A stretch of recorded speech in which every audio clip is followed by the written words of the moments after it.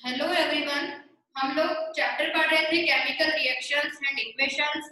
उसमें मैंने आप लोगों को लास्ट क्लास में पढ़ाया था रिडॉक्स रिएक्शन क्या होती है और रिडॉक्स रिएक्शन को हम डिटरमाइन कैसे करते हैं। ठीक है, उसके लिए हमने कुछ कंसेप्ट पढ़े थे। एक था ऑक्सीडेशन नंबर कंसेप्ट और था इलेक्ट्रॉनिक कंसेप्ट। तो ऑक्सीडेशन नंबर कंसेप्ट में क्या होता है बच्चों कि अगर किसी सब्सटेंस का ऑक्सीडेशन नंबर इंक्रीज हो रहा है तो वहां पर ऑक्सीडेशन हुआ है, और ऑक्सीडेशन नंबर अगर डिक्रीज हो रहा होता है तो सब्सटेंस का वहां पर रिडक्शन हुआ है। ठीक है, जहां पर दोनों रिएक्शन साइमल्टेनियसली हो रही होती है उसको हम क्या बोलते हैं, रिडॉक्स रिएक्शन।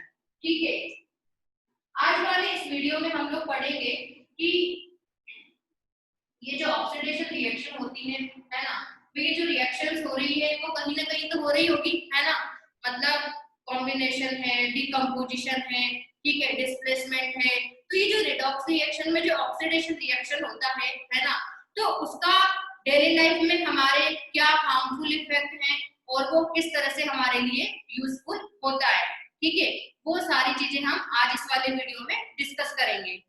तो हम शुरू करते हैं।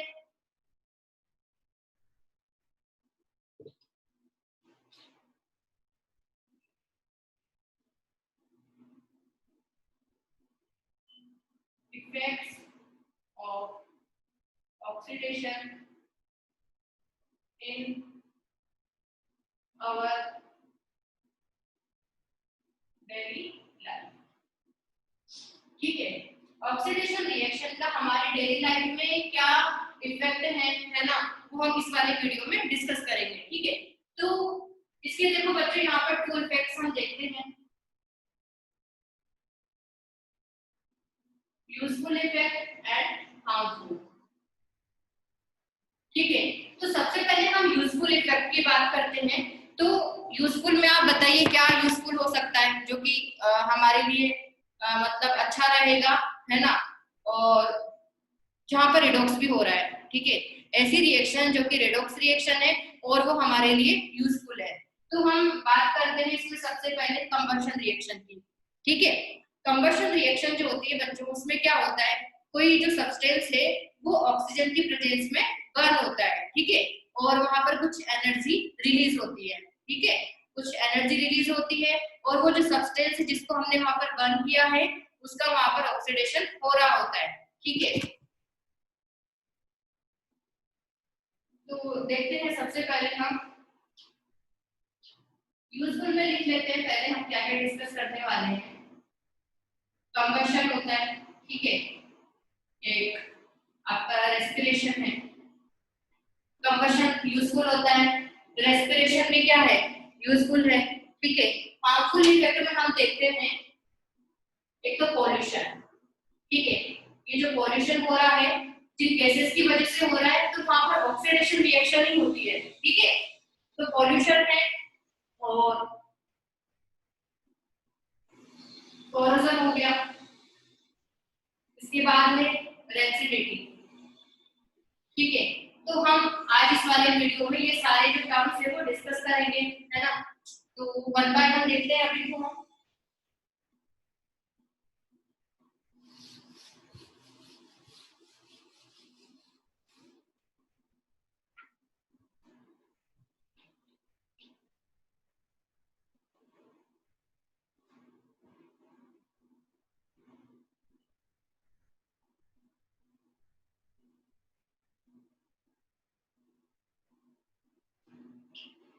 सबसे पहले हम डिस्कस कर रहे हैं यूजफुल इफेक्ट। इसमें फर्स्ट है हमारा combustion.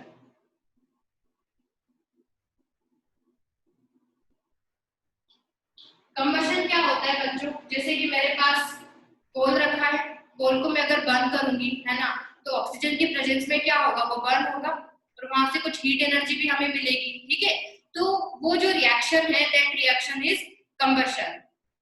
Clear, it is the process in which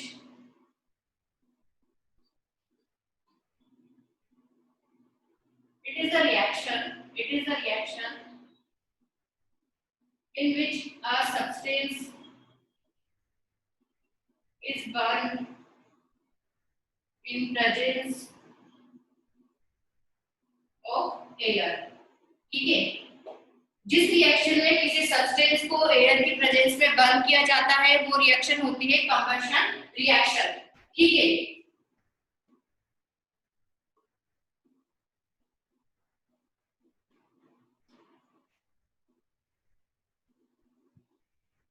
and that substance is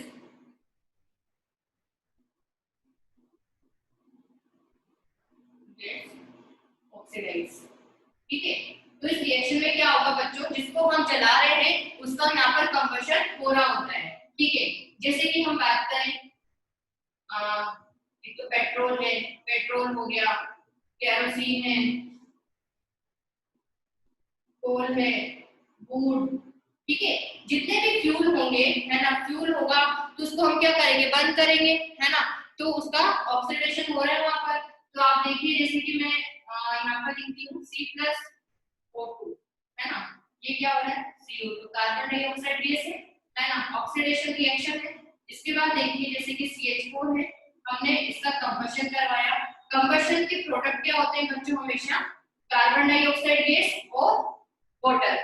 जब किसी फ्यूल का कंप्लीट कंबशन हो रहा होता है तो उसके प्रोडक्ट होते हैं कार्बन डाइऑक्साइड गैस और वाटर। ठीक है, साथ में यहाँ पर एनर्जी भी रिलीज होती है ना, क्योंकि मैंने आप लोगों को बताया था सारी की सारी कंबशन रिएक्शंस कैसी होती है, एक्सोथर्मिक रिएक्शन होती है। बट जो नाइट्रोजन का कंबशन होता है, नाइट्रोजन का कंबशन होता है एंडोथर्मिक। नाइट्रोजन का कंबशन एंडोथर्मिक होता है, बाकी सारी रिएक्शंस कंबशन रिएक्शंस कैसी होती है, एक्सोथर्मिक। अब कोई कोई बच्चे ऐसा पूछते हैं कि मैम वहां तो एनर्जी देनी पड़ रही है हमें, किसी फ्यूल को अगर हम जला रहे हैं तो वहां पर पहले हीट एनर्जी हम उसको देते हैं है ना, तो ये तो एंडोथर्मिक होना चाहिए। लेकिन ऐसा नहीं होता है, क्योंकि जब आप बाद में पढ़ोगे ना तो एक्सोथर्मिक प्रोसेस वो होते हैं जहां पर डेल्टा H क्या होना चाहिए, नेगेटिव। ठीक है ना, मतलब आप एनर्जी दे रहे हो है ना, आप एनर्जी दे रहे हो लेकिन फाइनल जो आपको एनर्जी वहां पर है ना, नेट एनर्जी वो आपको रिलीज होती हुई मिलेगी। ठीक है ना, मतलब डेल्टा H क्या रहता है, नेगेटिव रहता है, वहां पर एनर्जी क्या होती है, रिलीज होती है। ठीक है, तो ये रिएक्शन है। इसके बाद हम इसे लिखते हैं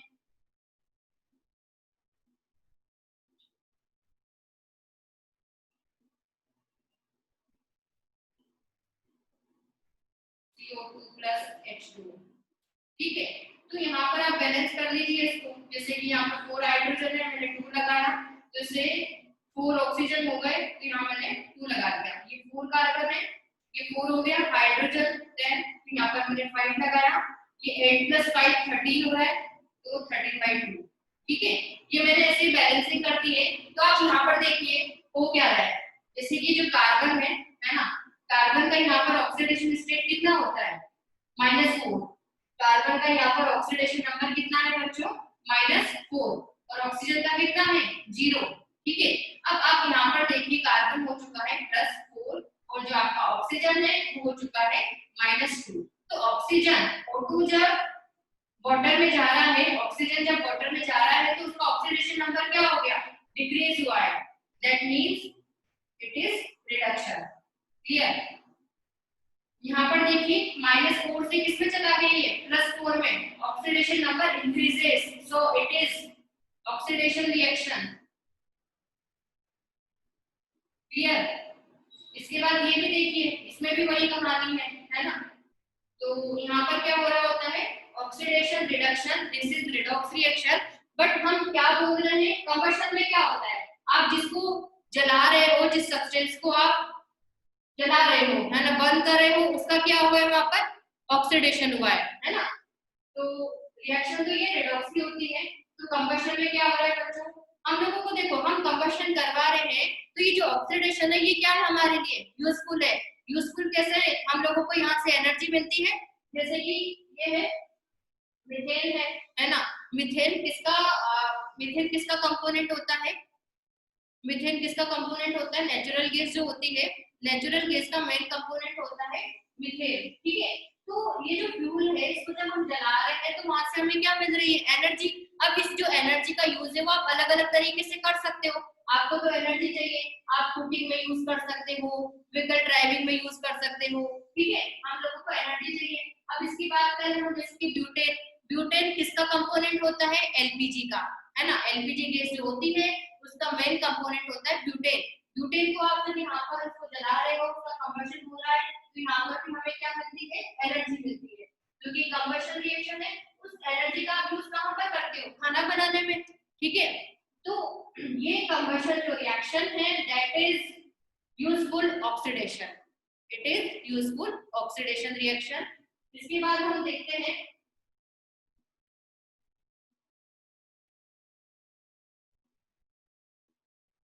इसके बाद हम नोट लिखते हैं कि कंबशन रिएक्शन का मतलब, कंबशन रिएक्शन का मतलब ये नहीं होता कि वहां पर फ्लेम निकले, ठीक है। कंबशन का मतलब ये नहीं है कि वहां पर आपको फ्लेम नजर आ रहा है। जैसे कि आप क्या सोचते हो कि कोई चीज जल रही है तो वहां पर फ्लेम निकलेगी, लेकिन ऐसा नहीं है। कंबशन का मतलब वो रिएक्शन होती है जहां पर ऑक्सीडेशन हो रहा होता है और उसके साथ में एनर्जी रिलीज होती है, ठीक है। ऑक्सीडेशन रिएक्शन होती है, साथ में वहां पर एनर्जी रिलीज होती है। तो वही क्या होता है, तो वो जो रिएक्शन होती है आपकी वो क्या होती है? कंबशन रिएक्शन, ठीक है।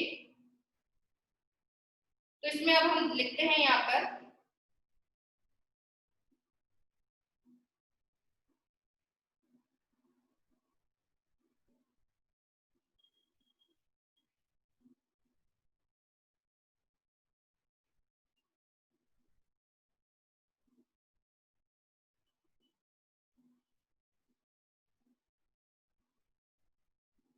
oil combustion reactions are not accompanied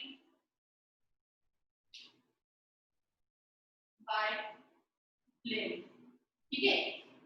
सारी की सारी जो कंबशन रिएक्शन होती है उसमें ये नहीं है कि मतलब वहां पर आपको फ्लेम नजर आएगी। Combustion is oxidation, combustion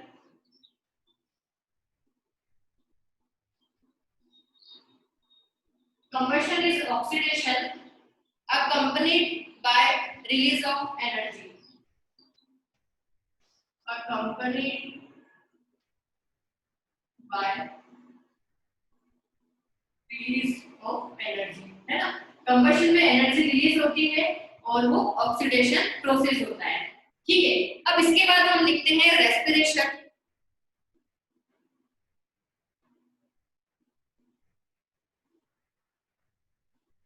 respiration क्या होता है बच्चों? ये सबसे ज्यादा इंपॉर्टेंट आपकी बायोकेमिकल रिएक्शन होती है।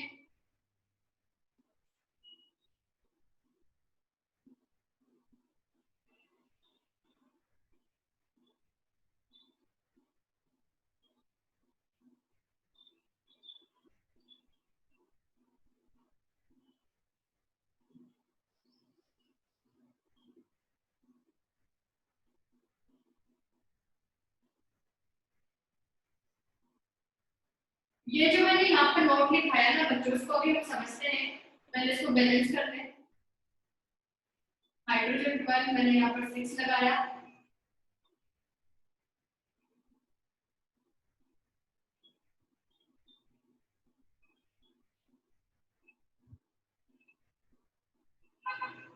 ठीक है। ये रिएक्शन बैलेंस हो चुकी है। तो ये जो नोट पॉइंट मैंने यहाँ पर लिखाया है इसका मतलब क्या है कि जो रेस्पिरेशन होता है वो भी कंबशन है ना।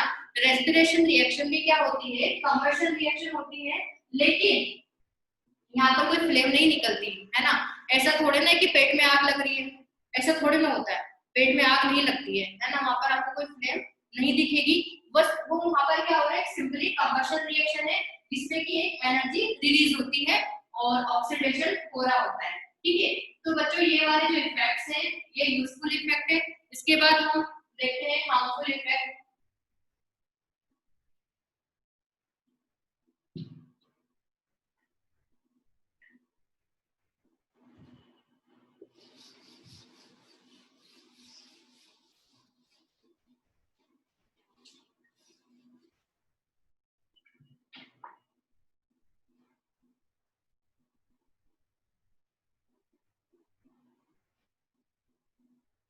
हार्मफुल इफेक्ट मतलब अगर ऑक्सीडेशन हो रहा है ना, और वो हमारे लिए हार्मफुल है, ठीक है। इसका मतलब ये है।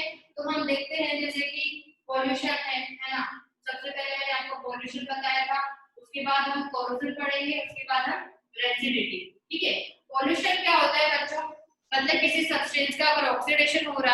और वहां पर जो गैसेस निकल रही है वो पॉल्यूटिंग है ना, वो पॉल्यूट कर रही है एनवायरमेंट को, दैट इज पॉल्यूशन। ठीक है ना। तो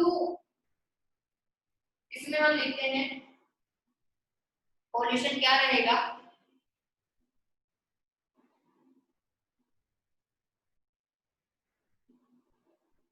due to combustion which releases harmful gases like CO2 हो गया, SO2 है, SO3 है, NH4 है, नाइट्रोजन के ऑक्साइड है ना। ये सब क्या होते हैं, हार्मफुल गैसेस होती है। ठीक है, ये क्या करती है, आपको रेस्पिरेटरी डिजीज करवा सकती है ना। ये पॉल्यूटिंग गैसेस होती है जो किसका प्रोडक्ट है, ऑक्सीडेशन का। कार्बन डाइऑक्साइड कैसे मिलेगा, कार्बन प्लस ऑक्सीजन CO2। ठीक है, SO2 सल्फर और ऑक्सीजन की रिएक्शन होगी तो SO2। ठीक है, और SO2 का फिर फर्दर कंबशन होगा तो सल्फर डाइऑक्साइड बनता है, सल्फर डाइऑक्साइड से ही सल्फर ट्राइऑक्साइड बनता है। नाइट्रोजन के जो ऑक्साइड है वो भी क्या करवाते हैं, पॉल्यूशन करवाते हैं। ठीक है, तो ये जो है पॉल्यूशन करवाता है, ऑक्सीडेशन। इसके बाद देखिए अगला कोरोजन। कोरोजन बहुत ही ज्यादा इंपॉर्टेंट है ना। ये आप लोगों ने पहले पढ़ा भी होगा, 10th में भी पढ़ रहे हो और आगे भी आपको ये देखने को मिलेगा, है ना। तो पहले इसमें डेफिनेशन लिख लेते हैं, process in which metals are gradually eaten by metal। ठीक है, ये ऐसा प्रोसेस होता है, process in which metals are gradually eaten by metals.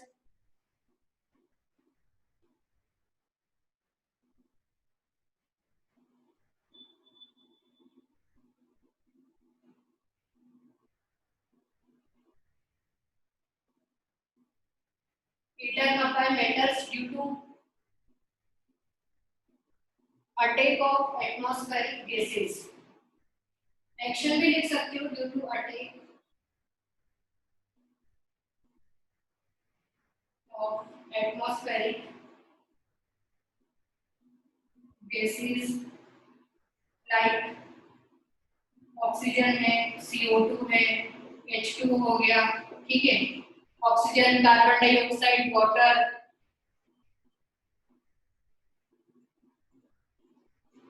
Hydrogen disulphide. ठीक है, ये जो गैसेस है जो कि आपके एनवायरनमेंट में रहती हैं, एटमॉस्फेरिक गैसेस हैं, वो क्या करवाती है, कोरोजन करवाती है। ठीक है, अब इसको हम समझते हैं। जैसे कि हम बात करें, मैंने आप लोगों को रस्टिंग के बारे में बताया था जब हम स्लो रिएक्शन पढ़ रहे थे। ठीक है, हमने टाइप्स ऑफ केमिकल रिएक्शन पढ़ा था, तो उसमें स्लो रिएक्शन हम लोगों ने देखा था कि rusting of iron slow reaction है, उसको होने में बहुत ज्यादा टाइम लगता है। ठीक है, तो वो जो रस्टिंग होती है वो क्या है, कोरोजन है ना।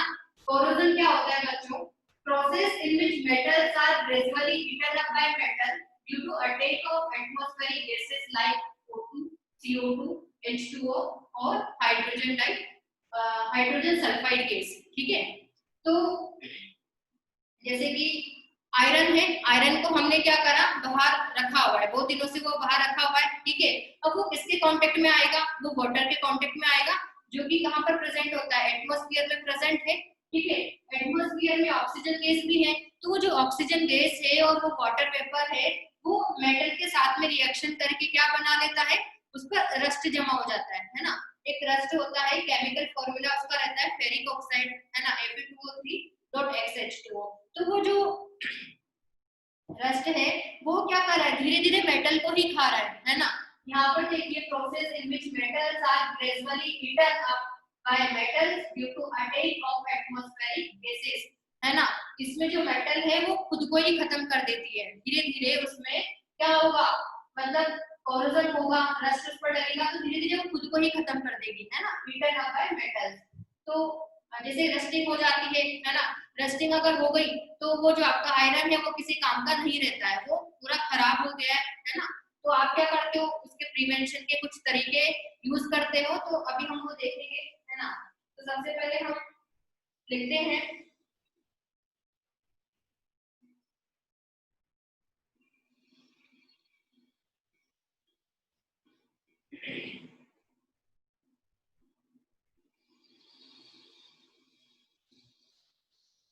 result of corrosion reaction with gases are carbonate, sulphide, ठीक है। ये तो सल्फाइड्स होंगे या फिर कार्बोनेट होगा या फिर ऑक्साइड होता है, जैसे कि हम बात करें आयरन के केस में, है ना। तो अब हम इसके बाद लिखते हैं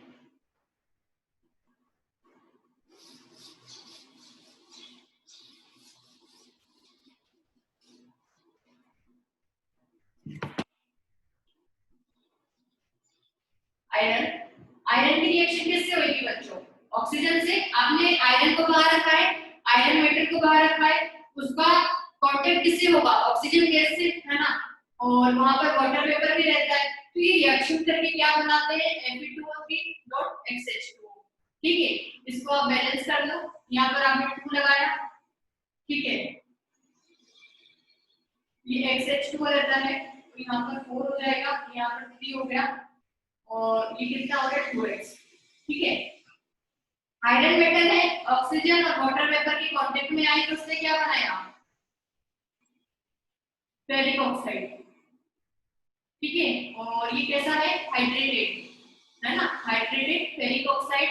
रेडिश ब्राउन कलर की लेयर होती है ना, उसको आप ऐसे हटा भी सकते हो स्क्रैच करके, ठीक है, वो स्क्रैच भी होती है। तो ये यहाँ पर क्या हुआ, इसका कॉरोजन हुआ है। आयरन के केस में हम इसको रस्टिंग बोलते हैं, रस्टिंग ऑफ आयरन, ठीक है। तो आयरन में बच्चों जो कॉरोजन होता है, तो वो जो कंपाउंड बनता है that is hydrated ferric oxide, ठीक है। ये रस्ट का केमिकल फॉर्मूला है, यहाँ पर हम लिख सकते हैं दिस इज रस्ट, Fe2O3.XH2O, ठीक है। अब इसके बाद हम देखते हैं, आप लोगों ने देखा होगा कि जो सिल्वर की ज्वेलरी है, सिल्वर की ज्वेलरी धीरे धीरे क्या हो जाती है, काली पड़ जाती है ना, उस पर ब्लैकिश लेयर वहां पर आ जाती है। तो वो हो क्यों रहा है कि क्योंकि जो सिल्वर है, सिल्वर मेटल हाइड्रोजन सल्फाइड के साथ रिएक्शन करके क्या बनाती है, Ag2S, ठीक है।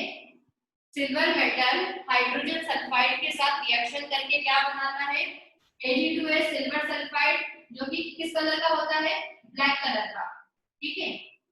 तो इस वजह से आपको जो चांदी है, जो सिल्वर है, वो थोड़ा ब्लैक नजर आने लगता है ना।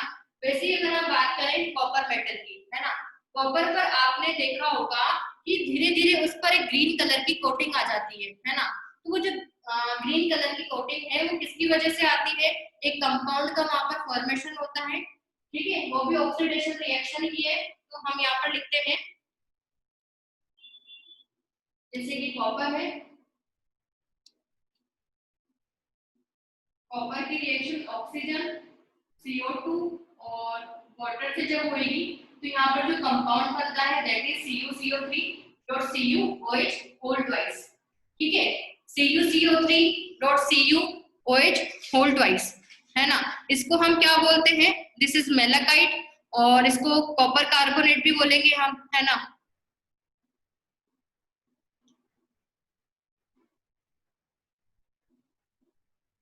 ग्रीन कलर का सब्सटेंस होता है कॉपर कार्बोनेट, और कॉपर का यहाँ पर हाइड्रोक्साइड है। ये जो सब्सटेंस है, इस वजह से हमें वहां पर ग्रीन कलर नजर आता है कॉपर के यूटेंसिल्स पर, है ना। उसका कोरोजन होगा तो आपको ग्रीन कलर की लेयर नजर आती है, ठीक है। तो हमने यहाँ पर कुछ कंपाउंड्स पढ़े हैं जो कि कोरोजन होने के बाद बनते हैं,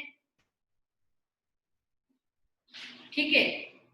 अब इसके बाद हम देखते हैं मेथड ऑफ प्रिवेंटिंग, ठीक है, मतलब प्रिवेंशन के मेथड क्या है। जैसे कि हम आयरन की बात करें, भाई ये जो मेटल्स है धीरे धीरे खराब हो रही है ना। अब ऐसा तो नहीं है कि मतलब वो पानी के कांटेक्ट में नहीं जाएगी, भाई ऐसे थोड़ी ना, पानी तो गिरता ही है ना, बारिश भी होती है, और मतलब पानी के कांटेक्ट में वो आता ही है। इवन आपका जो एटमोस्फियर है उसमें भी वाटर वेपर है ना, और ऑक्सीजन भी हर जगह रहती है, तो उसकी रिएक्शन तो होनी ही है ना।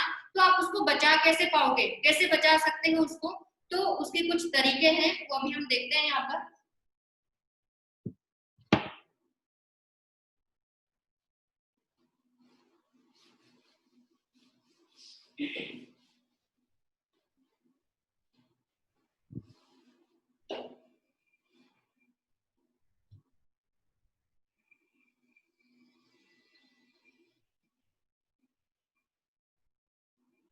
Method of prevention,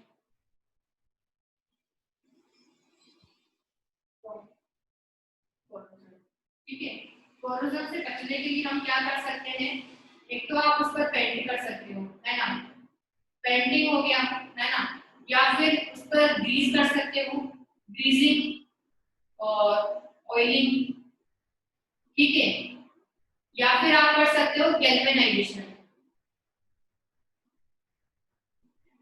galvanisation process क्या होता है बच्चों, इन विच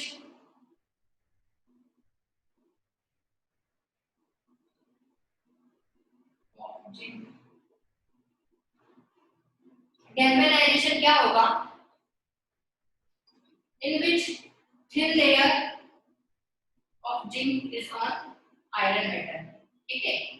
गैल्वेनाइजेशन में हम क्या करते हैं, आयरन की मेटल पर जिंक की लेयर को चढ़ा देते हैं, ठीक है। जिंक की लेयर जब उस पर आ जाएगी तो क्या होगा, जिंक ज्यादा रिएक्टिव होता है किससे, आयरन से। हम लोगों ने रिएक्टिविटी सीरीज पढ़ी है, तो रिएक्टिविटी सीरीज में देखना आप, जिंक पहले आता है ना, जिंक पहले आता है, तो उसकी रिएक्शन पहले हो जाएगी, वो आयरन को रिएक्शन नहीं करने देगा, आयरन को वो बचा कर रखेगा, ठीक है ना। तो हम गैल्वेनाइजेशन यूज करते हैं, या फिर पेंट करते हैं, ग्रीसिंग करते हैं, ऑयलिंग करते हैं, ठीक है ना। ये सारे मेथड किस काम में आते हैं, ताकि वो जो आपका मेटल है उसमें कोरोजन ना हो, ठीक है। अब इसके बाद हम अगला हार्मफुल इफेक्ट देखते हैं, rancidity.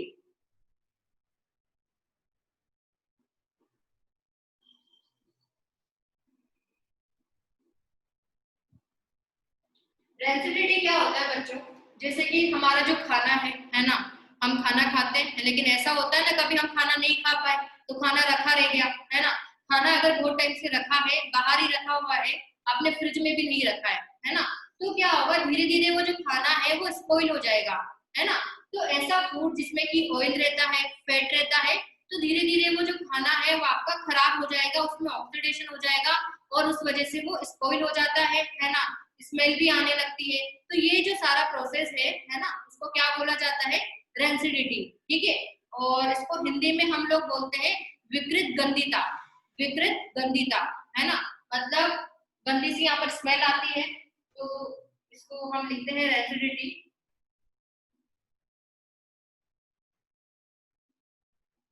Damaging effect on food containing oil and fat,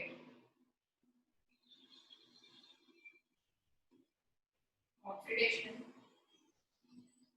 on food, damaging effect of oxidation on food containing oil and fat, ठीक है।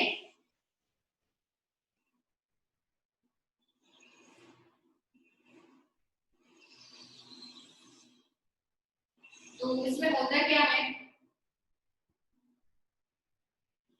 when food containing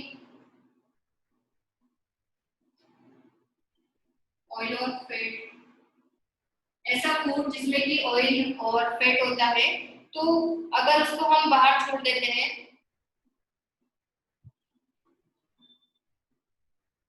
are kept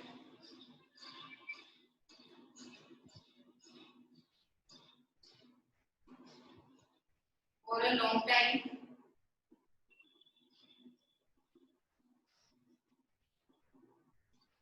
they start giving unpleasant smell, ठीक है। Unpleasant smell वहां से आने लगती है, क्योंकि वो खराब हो जाता है ना, डैमेज हो जाता है, स्पॉइल हो जाता है। अनप्लीजेंट स्मेल एंड टेस्ट, उसका टेस्ट भी क्या हो जाता है, खराब, है ना। It is rancidity. ऐसे फूड जिनको हम प्रिपेयर करते हैं ऑयल में और फैट में, ठीक है, उनको अगर हम ज्यादा लंबे समय तक बाहर रख दें तो क्या होता है, वहां से एक अनप्लीजेंट स्मेल आने लगती है और उसका जो टेस्ट है वो भी अनप्लीजेंट हो जाता है, दैट इज रेंसिडिटी। ठीक है, अब बच्चों रेंसिडिटी हो रही है ना, तो ये तो हो सकती है, है ना। अब आपको खाना भी बचाना है, खाना खराब थोड़े ना करना है, तो इसके लिए आप क्या करोगे, कुछ मेथड्स होते हैं जिससे कि आप उसको प्रिवेंट कर सको। तो हम देखते हैं यहाँ पर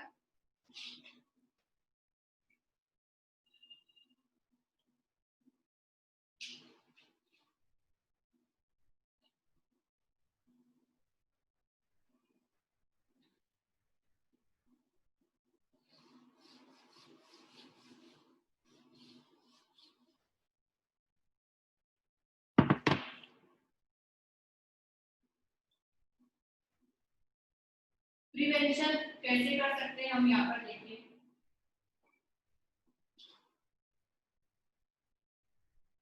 development development of rancidity of food,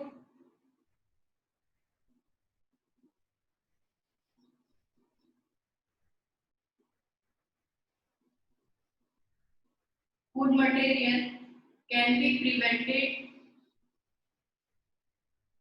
और रिटार्डेड। रिटार्डेड मतलब उसको स्लो करना, है ना, मतलब ज्यादा दिनों तक खाना आपका चल सके। ठीक है, बहुत सारे आइटम्स होते हैं फूड मटेरियल जो कि खराब हो सकते हैं, तो उसको हम, वो जो स्पॉइलिंग होती है वहां पर, उसको हम रिटार्ड कैसे कर सकते हैं, तो देखते हैं अब। कैन बी प्रिवेंटेड और रिटार्डेड बाय, सबसे पहले मेथड में बाय एडिंग एंटीऑक्सीडेंट्स। ठीक है, एंटीऑक्सीडेंट क्या होते हैं बच्चों, एंटीऑक्सीडेंट क्या करेंगे, ऑक्सीडेशन नहीं होने देंगे, है ना, उसका ये रजिस्ट करते हैं उसको, ये है ना।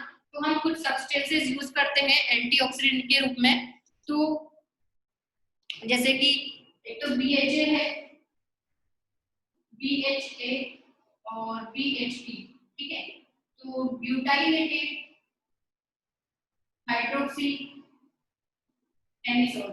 ठीक है, ये जो सब्सटेंस है, केमिकल सब्सटेंस है, वो किसका काम करता है, एंटीऑक्सीडेंट का। इसको जब आप फूड मटेरियल में डालोगे तो वो जो फूड है वो खराब नहीं होगा, मतलब उसकी जो खराब होने की रेट है वो क्या हो जाएगी, कम। ठीक है, ये ब्यूटाइलेटेड हाइड्रोक्सी टोल्यूइन। ऐसा नहीं है कि हम अगर एंटीऑक्सीडेंट का यूज करें तो खाना खराब ही नहीं होगा, है ना, मतलब आप उससे बच सकते हो, प्रिवेंट कर सकते हो थोड़ा, और या फिर रिटार्ड कर सकते हैं, है ना, वो जो रेट ऑफ रिएक्शन है वो थोड़ी कम हो जाएगी। ठीक है, तो हम एंटीऑक्सीडेंट उसमें ऐड कर सकते हैं, या फिर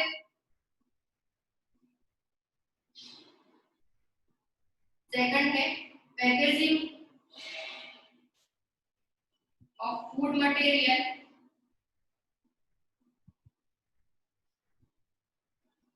इन नाइट्रोजन गैस। ठीक है, नाइट्रोजन गैस आप क्या करोगे, वो जो आपके पैकेट से उसमें आप फिल कर दोगे, क्योंकि जो नाइट्रोजन गैस होती है बच्चों वो अनरिएक्टिव गैस होती है ना, तो क्या होगा, उस वजह से आपका जो मटेरियल है, फूड मटेरियल है, वो स्पॉइल नहीं होगा, है ना। नाइट्रोजन गैस को भी फिल किया जाता है।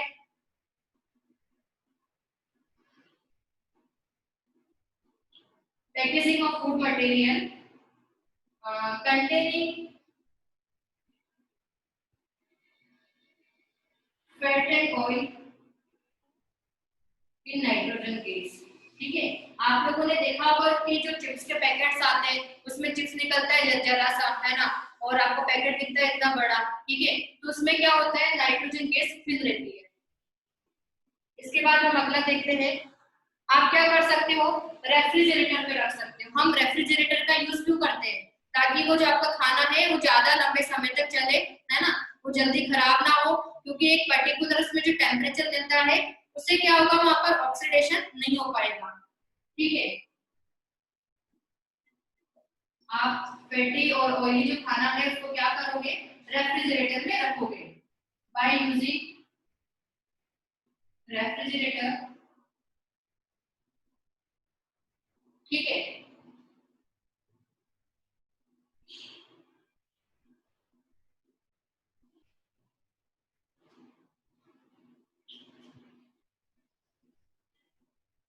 Due to low temperature, rate of oxidation क्या होगा, यहाँ पर डिक्रीज होएगा,